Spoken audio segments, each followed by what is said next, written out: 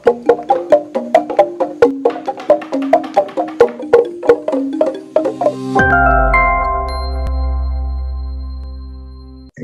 itu jadi waktu itu aku dihubungi pihak kampus Unwida. Jadi di Klaten itu ada kampus namanya kampus Unwida. Mereka sedang ada program hibah bina desa. Jadi ikut PHBD. Mahasiswa mereka mengikuti program hibah bina desa itu. Nah mereka datang ke aku terus ngajak kerjasama dalam dalam program itu, dalam bidang kesenian. Jadi PHBD kan macam-macam nih, ada kesenian, ada teknologi.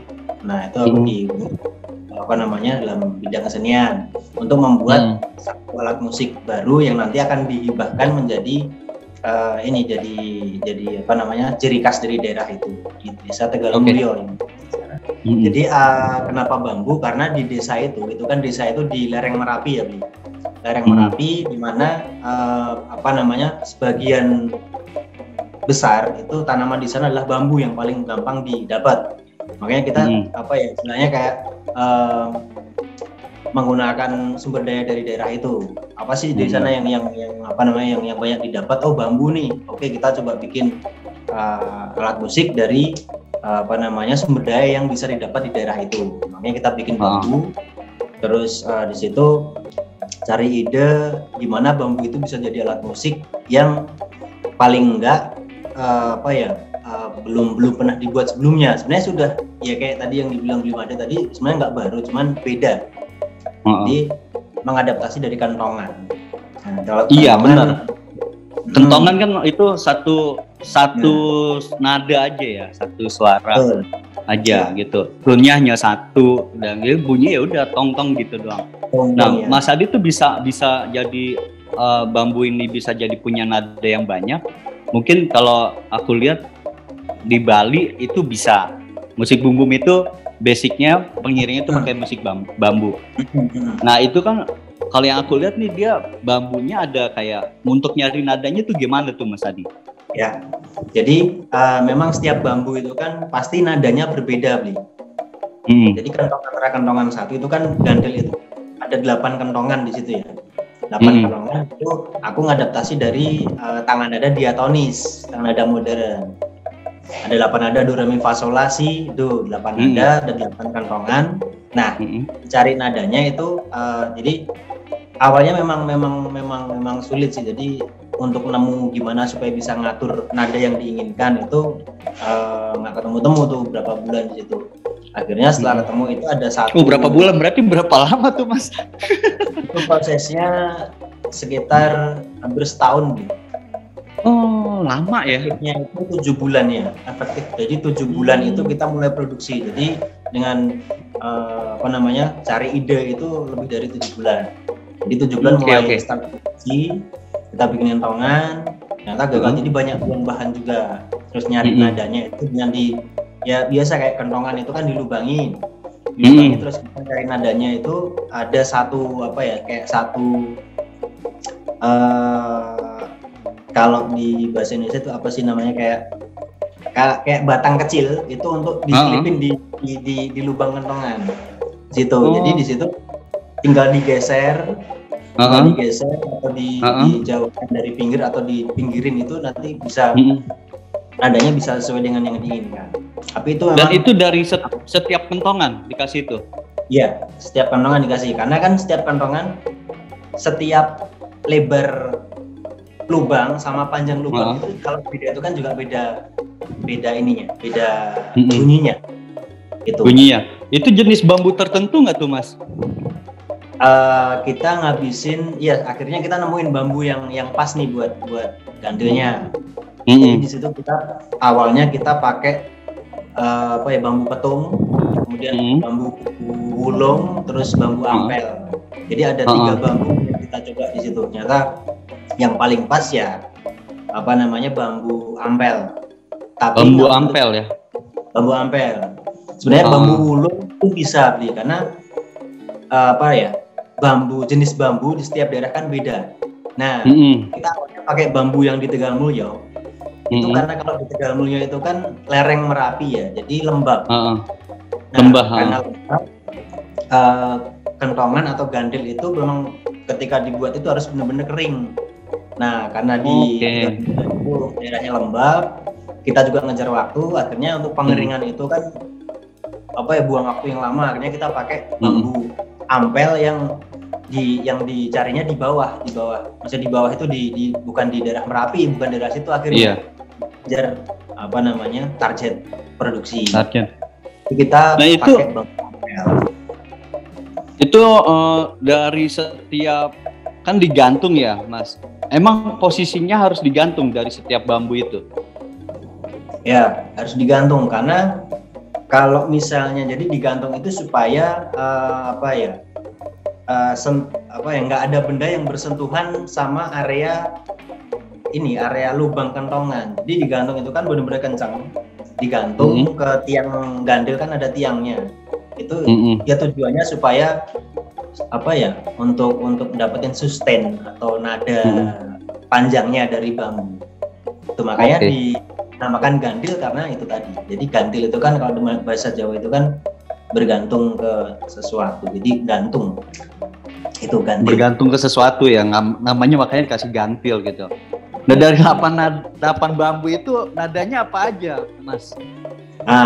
Kalau nadanya sebenarnya bisa dibuat sesuai keinginan si pembuat gantil. Kalau waktu itu saya bikinnya itu nada diatonis. Jadi do re mi fa sol la si do. Karena di situ yang tak paham kan, aku kan paham nada diatonis ya. Ya kalau misalnya pakai laras gamelan itu kan aku memang kurang paham. Jadi bisa sih sebenarnya dibikin laras gamelan, dibikin laras tangan nada alat musik apapun dari Makassar, dari mana-mana bisa. Tapi di situ untuk pendekatan awal aku pakai tangan nada diatonis. Jadi ada 8 nada do re mi fa sol la si do. Bisa dibuat di mana? Bisa. Itu berapa orang timnya Mas Hadi? Timku itu waktu itu 5 orang yang dari luar, terus tambah teman-teman Unwida yang anggota PHBD itu ada 10 orang, jadi ada 15 orang. Itu tim. Jadinya tim intinya. Terus tadi kan Mas Hadi bilang ini dari PHB-nya itu sendiri gitu ya. Terusnya alat musiknya ini nanti dikasih ke mereka atau gimana? Ya. Diserahkan ke mereka atau gimana?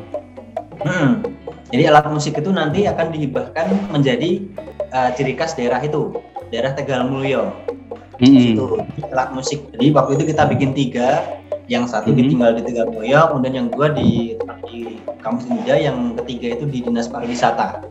Tapi akhirnya istilahnya kita hibahkan alat musik itu menjadi ciri khas daerah sana.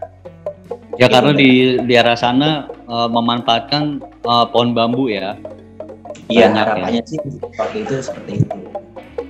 Nah itu bisa dikolaborasiin nggak sih Mas Hadi dari alat musik gantil itu, misalnya dengan gitar, dengan alat musik yang lainnya gitu? Bisa. Untuk menyelaraskannya ada kesulitan nggak kalau misal kayak gitu? Ngelaraskannya kayaknya kan sudah ada tadi ada papan kayu kecil itu tadi. Gitu. Jadi bisa disesuaikan dengan alat musik yang lain. Jadi kayak alat stemnya gimana? Oh, alat ngatur nadanya ya. Alat stem untuk ngatur nada, untuk menemukan nadanya yang pas ya. Iya. Kita dari ini kayak ini aku ngelihatnya gantil bambu, ini gunanya bambu itu kan yang banyak bisa kita jumpai gitu ya. Terus idenya lagi sini, aku penasaran sama idenya Mas Hadi. Sebenarnya tuh kalau terobsesi dari kentongan terus ngembangin idenya untuk bisa jadi gandil itu gimana gitu Mas Hadi? Ya itu tadi, karena kalau yang paling mendekati sih ya alat musik yang paling mendekati, yang paling kita bisa olah dari bambu itu kan kentongan. Itu kentongan kan selama ini ya itu tadi hanya satu suara ya.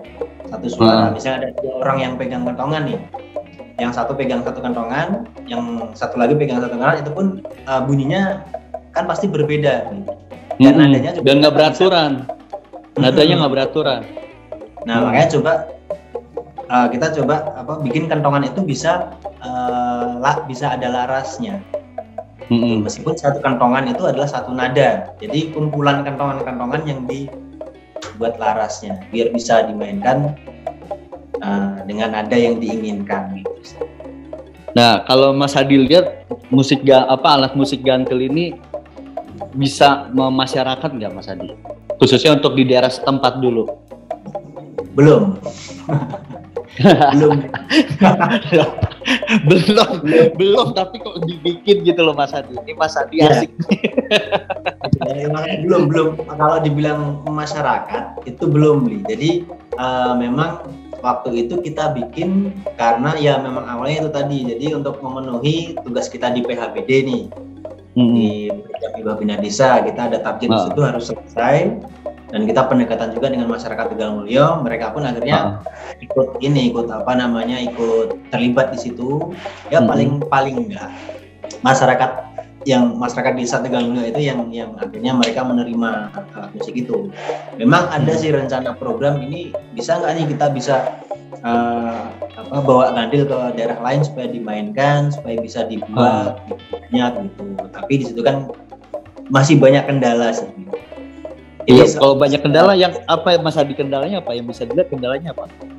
Kan kalau dibilang aku melihatnya gini loh, ini sesuatu hal yang berbeda dengan cara yang berbeda juga menyajikan memainkan alat musik bambunya gitu.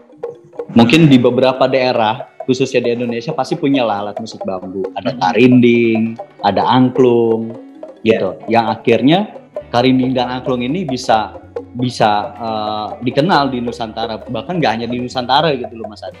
Kan ini sebenarnya sebuah fenomena juga gitu kalau aku melihatnya ya. Gitu kan Mas Hadi dengan teman-teman terus ya ngambil dari satu desa terus bisa bikin gantil gitu. Ya kendalanya itu sendiri apa Mas Hadi?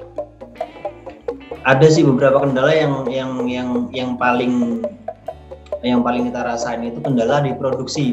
Jadi memang alat itu belum efektif untuk dibuat, karena di situ kan harus rangka pun harus dengan ukuran yang besar, jadi dibawa pun nggak praktis. Itu yang mau bikin pun orang lihat dulu udah PR banget yang mau bikin. Nah justru ya, itu kan ya kan ada rangkanya, itu kan PR banget bikinnya itu. Ya memang nantinya ada sih rencana mau diinovasi supaya lebih ringkas ya, lebih praktis lagi, tapi itu belum terrealisasi juga sih.